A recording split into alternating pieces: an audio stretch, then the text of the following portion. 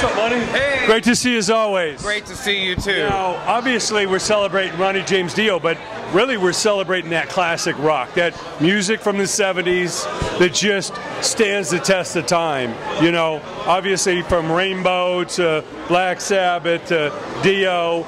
You know, what is it about that era? It was kind of pre-MTV, and you know, it was pure. What do you think it was about the music from that era? Well, I think it makes it so timeless. I think you just said it right there. It's pure. It was organic. You're listening to people making music right then and there, and it's, you know, the way they recorded it, and the time. Everything was fresh and new, and I think that, and now people have grown up with it. So I think that's one of the things.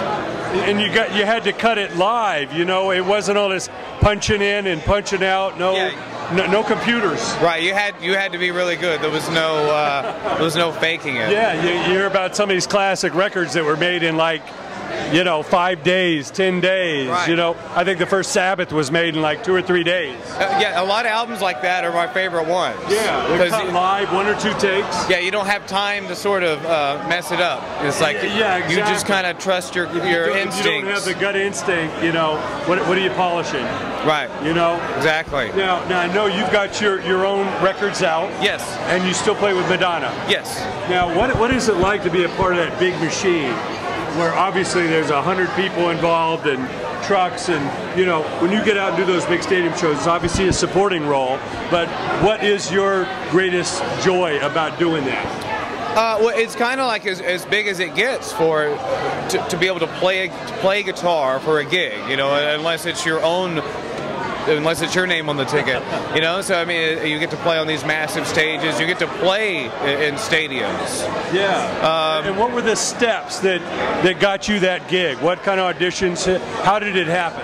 Well, when I moved to Los Angeles from Texas, I started teaching guitar lessons, and I started teaching guitar lessons to Madonna. And then she was going to go on tour. She hadn't been on tour for a long time. Years. So she wanted to incorporate her own guitar. And she was going to go back on tour, and she said, I want you to keep teaching me, and then she invited me to come on tour and play guitar for her. And what was that first tour you were on? That was the Drown World Tour in 2001. Amazing stuff, you know. Yeah. We've seen the business change completely around us, but those songs, whether it be Madonna or Dio or whatever, again, stand the test. What is it, and why should young artists really concentrate on the songwriting part of this? Because, you know, sometimes people will worry about what's popular right then and there, but a lot of times, by time you make a recording and you try to be current with exactly the time it's coming out, by the time it comes out, it's already old. So I think you should just be true to what you like. Sure. And that kind of brings out what you're good at also. There's only one lead dog in the pack. You don't want to be smelling ass all day. Right?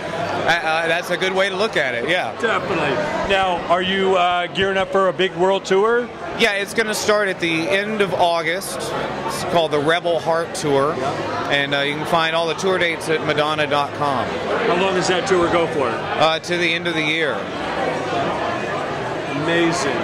Monte, it's always great to see you. Yeah, thanks for coming out to support Ronnie. It's always great seeing everybody, and you know, I know I say that every time, but just having everybody in the same room, you know, and all for one, you know, common reason. Yeah.